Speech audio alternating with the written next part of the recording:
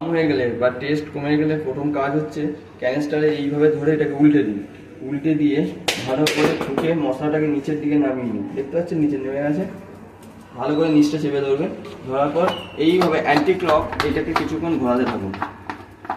আর ঘোরানোর পর পাউডার পুরো নিচে নেমে গেলে এই নাটটাকে অ্যান্টি ক্লক এদিকে ঘোরালে খুলে যায় এবং এটাকে খুলে বার করার পর দেখতে হবে এই মাঝখানে যে রাউন্ডগুলো আছে এখানে কোনো কেটে গেছে কিনা।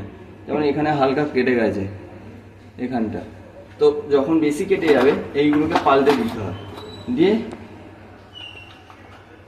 এই স্পাইরালটার উপরই টেস্ট নির্ভর করে বা পাউডারের গামেজ নির্ভর করে। তারপর এটাকে আবার আমরা ক্লকওয়াইজ ঘুরিয়ে টাইট করে দিলাম। আর এই যে এটাকে সবসময় অ্যান্টি ক্লক ঘুরিয়ে ঘুরিয়ে দেখে নিতে হবে যে একদম চুটকিতে ঘুরছে কিনা, চুটকিতে মানে ফি আছে কিনা।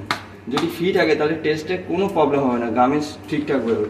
তারপর এটাকে সোজা করার পর ভালো করে এই মুখটাকে পরিষ্কার করে দেখতে হবে যে এখানে কোনো রকম পাউডার রিং টাইপের জমে আছে কিনা। তো সেইটাকে ভালো করে ছুরি বা দিয়ে বা সরু কোনো কিছু দিয়ে, যেমন আমি একটু দেখাচ্ছি, এই টেস্টার দিয়ে আমি এই জায়গাটাকে রাউন্ডটাকে ওয়াশ করে নিচ্ছি।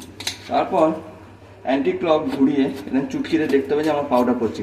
যদি পাউডার পড়ে তাহলে জানতে হবে আমার ক্যান পুরোপুরি ওকে আছে।